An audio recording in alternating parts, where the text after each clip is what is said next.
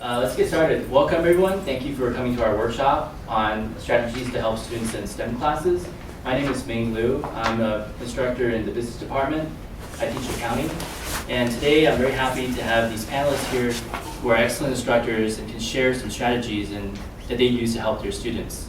So let's first go around and have everyone introduce themselves. I'm DEMARIS VALDIVIA, and I teach computer applications, but also accounting courses in computers. I'm Terry Green, I'm retired.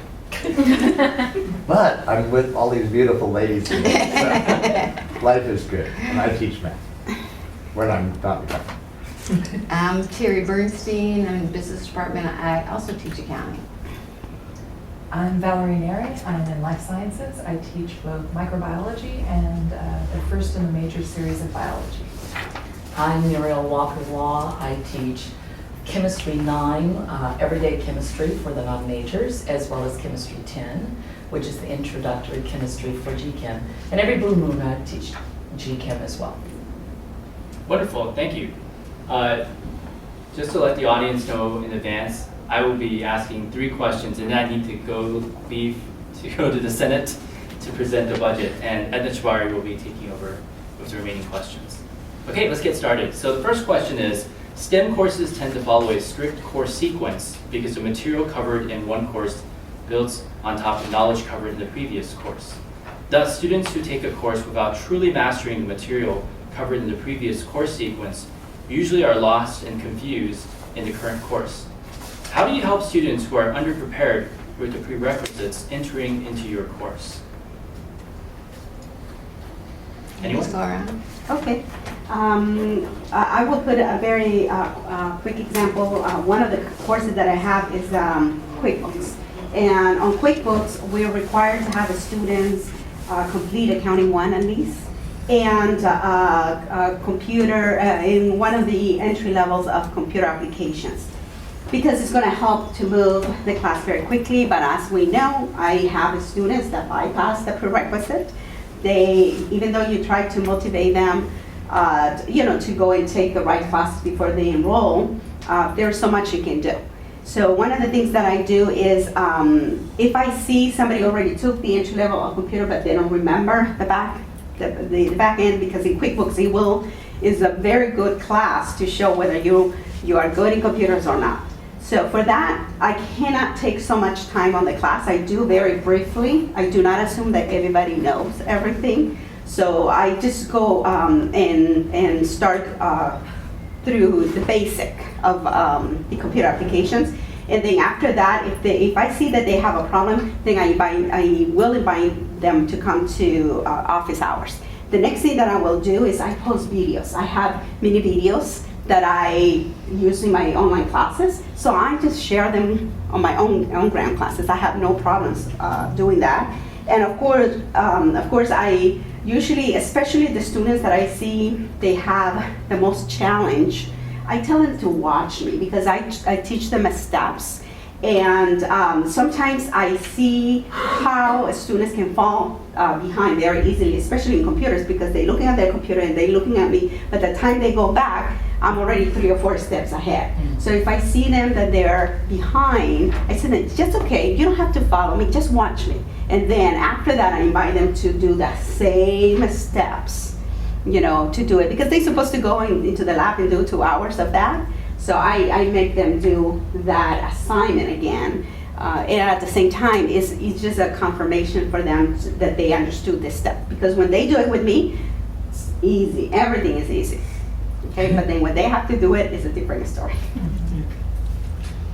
Well, I teach developmental math, and so I have folks that are doing some basic material, and what I do is teach them step by step how to do something, and I don't leave out steps. And listening to the students over the years, what math teachers often do is they leave out steps. They assume people know material that they don't know. So it's critical, and I think this goes for any class, that you're really careful in going over each step. And I don't think there's anything such thing as a bad question too.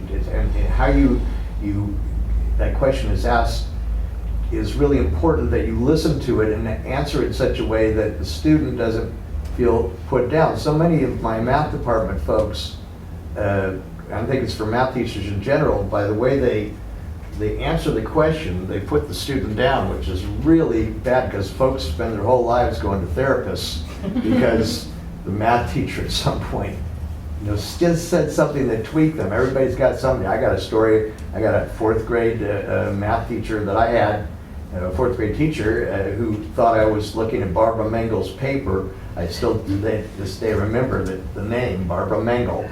She was a cute girl.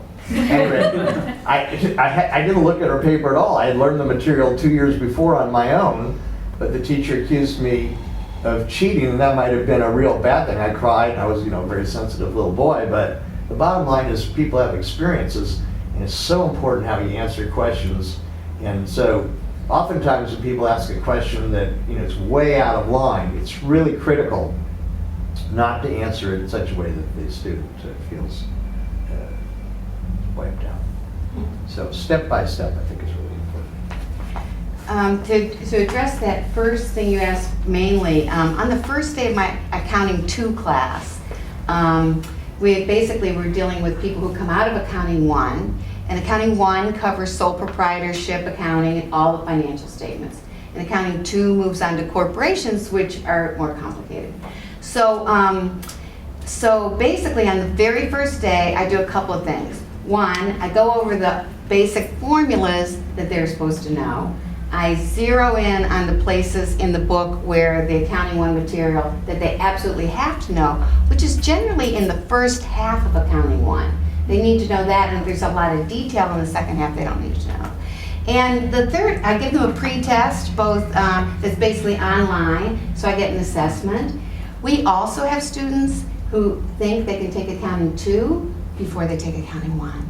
And there's no, we haven't put that in our, as an automatic computerized thing, because we do offer some courses where both classes are taught 8 weeks online. So we can't put a prerequisite in there that's hardwired. So, but basically, every person that's taken it that way has dropped out eventually. So there's a couple other things I do on the first day, and that is, this is something that I do more often than once. And what these things are names of accounts. And I put them in groups on day 1, and they have to, for one extra credit point, which I find my students will do anything, even for one measly point. Basically, they put it in, have to put these in order of the statements. So these are all over those statements. They're doing it in a group, so they see their peers working on it and whatever, and it's something they should have come to class knowing. They don't do great on it. They take way longer than I would anticipate, but that's really kind of okay. The other thing I do on the first day, which maybe goes into a little bit, actually answers a little bit of the second question, so I'll do that. But I will talk at the next question about these name cards that I give students and how I use them to teach them a skill. So, and besides help my old self remember. Go on. So for me, I do a couple different things. So for my micro class, like you, I also give a pre-test on the very first day. So after we've done a little syllabus, we actually do have prerequisites that are within the computer, so they have to have Chem 10 before they actually come into micro. And really for me, it's more about letting my students know they all think that they know everything and remember everything perfectly. And it's more about me helping them to know, well, do you actually, or are you just kind of kidding yourself? And so the first test has no grade associated with it. It's just, looking at their chemistry, looking at their bio, just to remind them, say, how'd you do? And it's kind of a wake-up call on that first day, like, whoa, I completely forgot all of that. Okay, you need to go back to your book, you need to look at this, and you need to, make sure that you're prepared as we go on and use more and more chemistry and micro. And then in bio, in lab, one of the things that I find we're trying to engender in them is being able to read a protocol and then do it. And that's a skill that they should have from chemistry. So to be able to test that, for their first lab that's going into their lab report, I've actually made a pictorial representation of a flow chart and then cut up all the pieces. And then I give all the pieces to each group and say, okay, you've got 5 minutes. put them all in order. And so it's only 5 minutes out of my class. Obviously, nobody's going to get them all in order perfectly, but it's fun for them. They get a kick out of it. They're working as a team, and it's showing them, okay, if you were fully prepared to do this lab, you would have been able to do that in 5 minutes. Now we have another lab next week. Let's see if we can do better.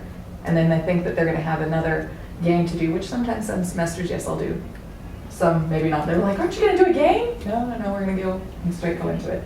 But it's more about letting the students know, well, I think I'm prepared. Ooh, maybe I need to come to office hours. Maybe I need to go see a tutor. Maybe I need to, form a study group. Just giving them a cognition of where am I, realistically. I'm glad both you and Terry give the pretest. That's what I do as well, because students have the assumption that just because they took a class that they know the knowledge, and sometimes they took the class too long ago, Right. and unfortunately they've forgotten the material. But I tell them for STEM and also for accounting courses, it's not just going through the motions of taking the class. You actually have to take that knowledge and build on top of it. So that's great. And also what's nice with the pretest is usually it's low stakes. Like you said, Yeah. 1 extra credit. I mean, it's such that if they miss it, it's not like, oh my Yeah. gosh, I'm going to end the course. No, it's low stakes Yeah. to say, okay, now how are you going to proceed? Right, great. That's right. Well, as far as what I do, first of all, my Chem 9 course doesn't have any math or anything prereq. It's the Chem 10, which is Math 31. So in my class, what I do is I teach them as though they know nothing. Because although they did the Math 31, it doesn't mean they know the Math 31. So that's the first thing I did. The next thing, as many of you know, is that I implemented a boot camp. And I think that has made a tremendous difference. Research, institutional research even showed that in the spring for students. What we do there is actually on Saturdays, no bonus points, they come because they want to. We had 40 kids this past Saturday. They actually come in, we do a pre-assessment every Saturday. We actually do engaging collaborative work with them. And then we do a self-assessment at the end. And we take points from the self-assessment so they get a prize at the very end. So it's fun, it's engaging. We have about 4 to 5 instructors there. We're running around the room, particularly during the collaborative session, because they want to know more. So the main thing, how do you help students who are unprepared, is that I teach them as though they don't know nothing. And even those that can't make it because of work or whatever, and I've had students actually quit their jobs so they can make it to the boot camps. And even those students, what I do in the class is that we do self-assessments, we do collaborative, the same kind of thing. I have no prizes though. And that's about it. Wonderful, thank you. Well, let's move on to the second question. What are some strategies you use to help students learn and retain difficult course material? Please elaborate more on the retention part, because there are a number of students who understand the material covered in lecture. However, after the lecture is over, they start forgetting what they learned as time passes, because there's a large amount of technical material that is covered. Consequently, they do poorly on the exams. What are some strategies you use to help them retain this knowledge long-term so they are prepared for the next course sequence? And before you guys answer, I just wanted to share with you, I've had some students in my class where, I thought they were going to be set to make an A in the course. In class, they're very sharp. They pick up the material. I mean, I'm sure you guys experience these students. They pick up the material right away. I'm like, this is definitely accounting, someone who's going to be an accountant. But then when the exam comes, bam, shock for both the student and myself. So I would like to hear what you guys do to help them retain the knowledge that they learn in class. Okay, one of the things for sure that, again, because my class is based on skills, is that they need to go back and do the lecture for sure, everything that we cover. At the same time, the assignments. Now, when it comes to the assignments, I have to, QuickBooks is a very difficult class to grade, so I have to open file by file and see it step by step. But I do warn my students on the first day that I'm gonna be very picky, that I'm gonna be, that my role will be like I am your boss until the end of the semester. And I'm not gonna fire you, but I'm gonna take points for every single thing you don't do, because it's accounting. And in accounting, it says you might have the best information in there, but if you have typo errors, if you have all this sloppiness, nobody will trust your data. Right. So those are the things that I warn my students. So so when I go, of course I find everybody's mistake is fine, But I look into the system and I go and they get surprised as how much I can pick up, and they can see, oh my God, I didn't know I did this. So they do, in the long run, I do appreciate that I took the time because they know how long it takes us. They're, on the comments, my comments are very long. Now, if somebody gets excellent, of course you have to also tell them, all of the great things that they're doing. But they, through the assignment, I can predict how they're gonna do in the exam. And then once I see the problem for every assignment, I can accept it right away. I don't wait until the exam to get to the assessment. And that's how I created videos. And even if they're all from previous versions, there are some that I can reuse again. But then if the version changed, then I go ahead and just tweak the ones that I need. But I think a homework assignment, grading them, is so important before we get to the test. Well, in terms of getting them to remember information, I use stories and humor. So I'm going to do a problem with I've been substituting, so I've been in class and I was substituting. I was teaching this particular item just a couple days ago.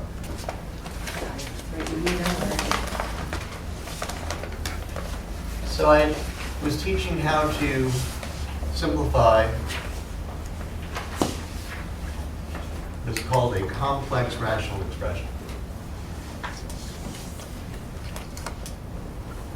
And I normally show it by multiplying the numerator and denominator by the least common denominator. It's the simplest way to do it, but I was showing the first method in our Math 31 book on how to do it. So I said, okay, here's how you do it. So I broke it down into 3 steps. So so I'm trying to make this as clear as possible, step by step, how to do this. So you're going to simplify the numerator.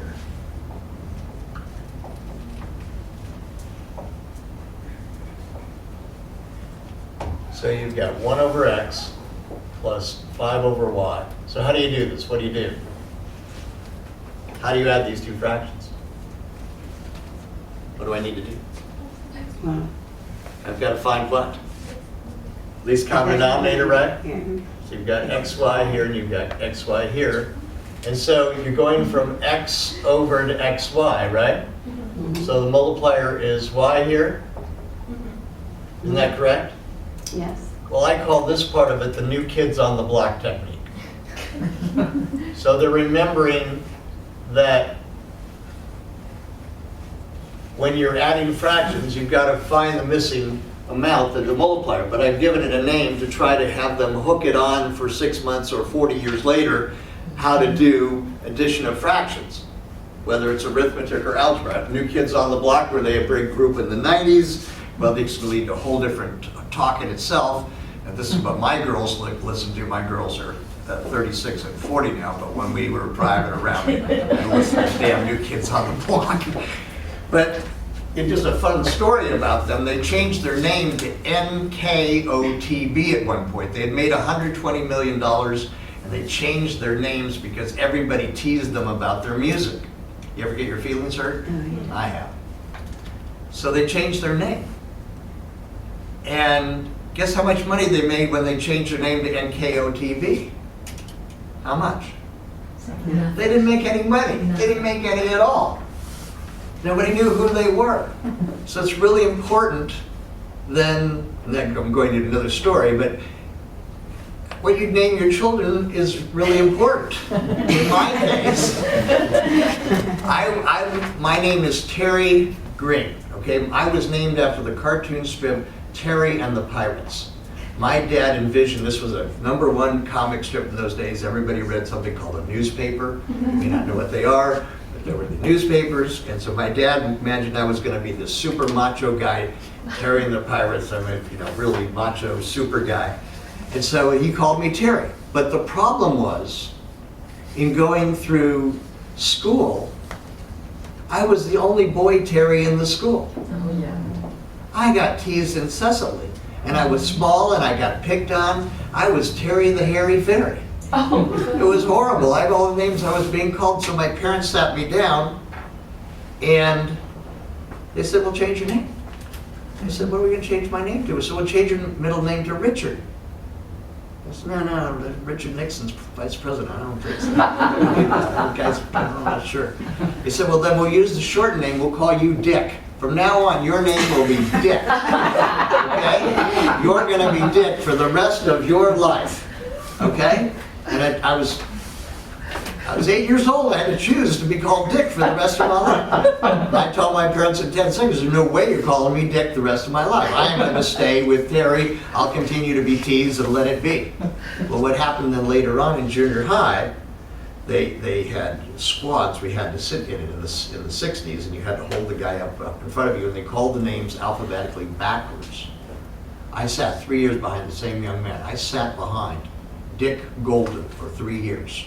He was, what they called it out, alphabetically backwards, Golden Dick. If I had changed my name, it would have been Green Dick. So, it's very important who you change your name. So here's Cold Humor, New Kids on the Block, and KOTV. I'm off on another story, but back to this problem then. So part B, well, what did this turn out to be then? We got how much here? This is going to be, I need help here, so where are we going? From here to here? Yeah. Y, and so we've got, X. I'm sorry, X, you got me all, New Kids on the Block and Green Dick. This is 5X, right? Yeah. All right. So there, you simplify the numerator. I'm breaking the problem down. You simplify the denominator.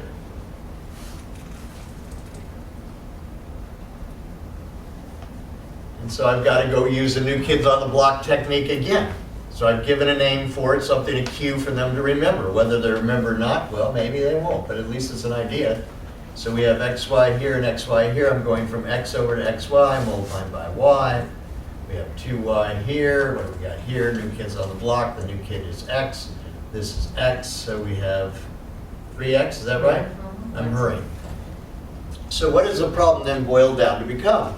Well, it's boiled down then, I have the resulting complex fraction still. I've got 5X over XY. No, I'm sorry, we have Y plus 5X over XY divided by, what do we got, 2Y minus 3X over XY. So I compare this is still a complex rational expression, but it's sort of like a stack, so I refer to like a stack of pancakes. Well, we have a division problem, and then we're going over, again, every little thing they need to know to do this problem. Now they've got to know, what do you do is switch to multiplication, don't you? So you have Y plus 5X over XY, and it becomes then the multiplication of XY over 2Y minus 3X. And these cancel out, and we end up with our answer, which is Y plus 5X over 2Y minus 3X. And so then I finished, I said, well, let's give this a name. And so what I called this, in honor of Michael Jackson, I called this then as easy as ABC. ABC, it's easy. That's what he sang when he was 5 years old, back in the 60s. So they have a 3-step method, very clear, and they've got a hook to remember the information. So you're trying to give people ways to hold on to that information through stories, humor, and names of methods. And so this is what I do, and this is why they asked me to come here, because nobody in the math department does it. They think I'm crazy, so. Oh well.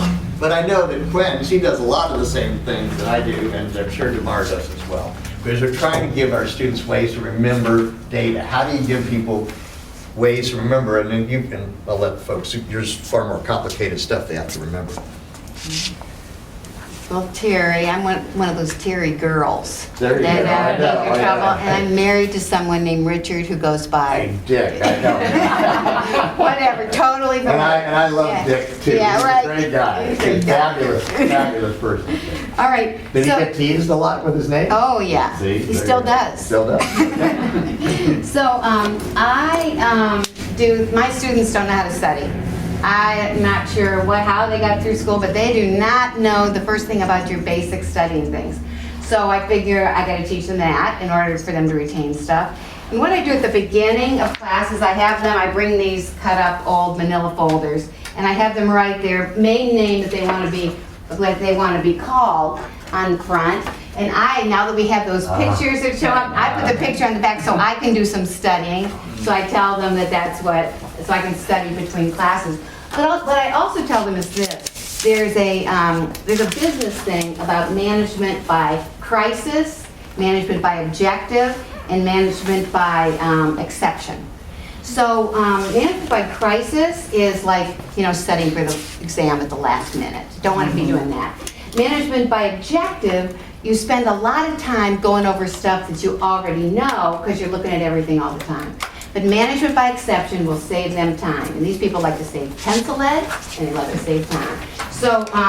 So basically what I do is, as I learn people's names, I don't put them on their desks anymore, so that they see fewer and fewer over the first couple of weeks of class of names on the desk. And I tell them, I will learn a complicated name and whatever, and forget a name that's even like my name. There's no order, I tell them. There's no sense to it at all, just the brain. And, but then, I eventually learn all their names, which is also a good thing because they feel more accountable because I know them. And then when I'm doing early alert and stuff like that, I really know what I'm talking about. So corresponding to this, in doc sharing, I provide them with a file that's an Excel file, and each page of the Excel file has an account on it, and on the back, just like we all know, like the phone number, or the address, or what they look like for all of our friends. So here's one account, supplies, and on the back of this is what we call a T account, which is a tool that we use to keep track of whether things go up and down in accounting. And what it has on it is it tells where it belongs on the financial statement, whether the normal balance, that means what makes it go up, is on this side or this side. And it gives little examples of journal entries, which is how you get things recorded in accounting, of how it goes up and how it goes down. So I tell them if they know this, and that they should go through these cards in 2 ways straight away, which is, one, go through them one by one and get a metronome, because you can easily get an app for a metronome on your iPhone now.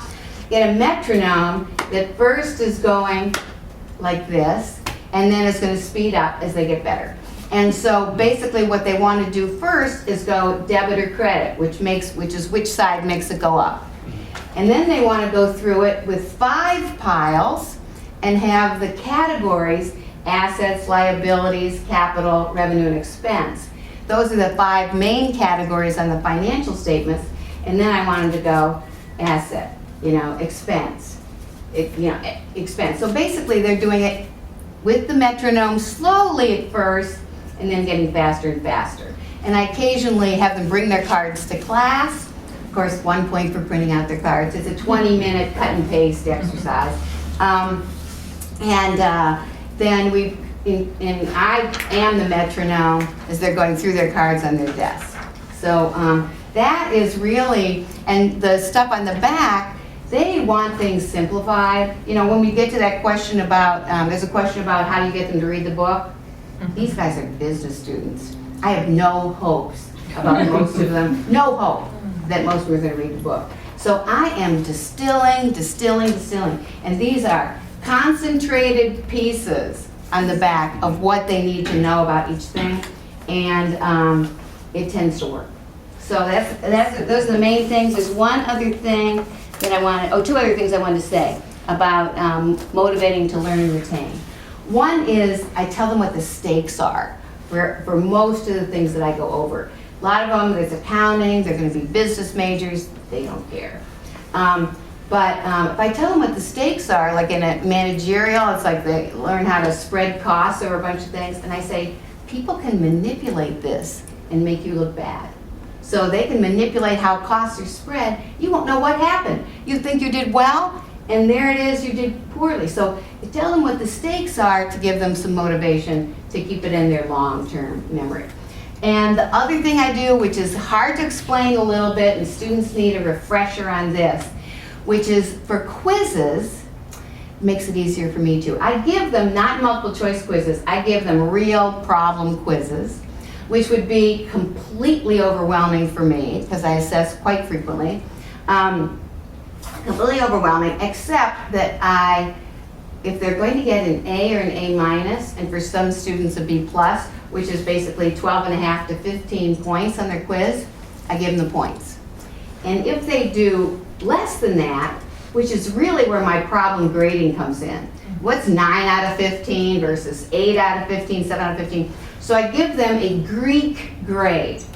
And there's 3 possible Greek grades. One is a pie. Pie's a good thing. I love pie. Okay, so basically the pie means I know they did their homework. I know they were listening in class. I fully expect they're going to do great on the midterm or final or the next test. But they need to itch it up a little another notch. Psi, which looks like a trident, is a little bit scarier, means, okay, you know, you've heard some of these words, maybe you just listened in class but you didn't do your homework. And you certainly didn't do your homework. What I tell them, after you do it right once, you got to do it at least 2, maybe 3 more times so that you know it. So, you know, I tell them that. So basically, psi means you got to do those extra times. Then there's omega, which means, who are you kidding? And I tell them that. Who are you kidding? You know, you're wasting your time and you're wasting my time. But you still can improve because those Greek grades don't go into the denominator of the grade, and they can do better the next time. And I tend to do quizzes. I do a preliminary midterm and a midterm. So they have their chances. They are never off the hook. That's basically it. They are never off the hook for learning the material. It's not like it's done and it's done. They've got cumulative stuff, and that's that. You know, I'm known for being, working them like to death. And, but basically being moderately warm, and they can get a good grade in my class too, because I'm so relentless. So, anyway, yeah. Well, for me, I love the idea of card. That's actually one thing. I advocate what I call cheap flashcards, which is basically you just take a piece of paper, cut it into 8s, and that is your cheap flashcard. And so what I'll actually do is, on maybe the first couple lectures or labs or whatever, after I've given them content, whether it's lab or lecture content, then usually we have like a little 5-minute or 10-minute break. In that break, I'd like all of you, I give them cheap flashcards. I'd like everybody to make a flashcard. Just make one. Don't put your name on it, just make a flashcard. And then while they're having their bathroom break or whatever, I quick grade the flashcards, you know, or make notations on them like this is how it would be better, this is how it would be more effective. This flashcard could actually be 6 flashcards, or this one's not enough, you know, whatever, making comments on them, and then nobody's name is on them. And then I'll show them on the overhead projector, and I'll be like, hey, this was a great one, this was a great one. This one, you know, is a little bit too much of a bite on there. And so I'm advocating them to make flashcards, but then also giving them feedback on what's a good flashcard. Because a lot of the students don't know what a good flashcard is. They think that if I put everything in the kitchen sink on it, that's a good flashcard, but then you're never going to be able to retain that bite of information. And then what I'll do is, okay, now that, and we've done this for, you know, a couple different lectures or a couple different labs, so they're getting more and more feedback on how do I make a flashcard for lab versus how do I make a flashcard for lecture. Then what I'll do is I'll be like, okay, you've got all these flashcards. How are you using them to study? Well, okay, you've got chapter 1, 2, 3. That's in a week. Okay, so then on Saturday, you go over 1, 2, and 3. Then you have the next week, you have chapters 4, 5, and 6. That Saturday, you do 1, 2, 3, 4, 5, 6, and then the next one, you keep going to the front, and what ends up happening is, like you were saying with the names, the first chapter, you're done in like 2 seconds. You're like, I know it. And so then you're done, okay? Second chapter, third chapter, I've done this like 5 times. I know it. So I can get through those with a metronome like boom, boom, boom. And then the new content's taking a little bit longer.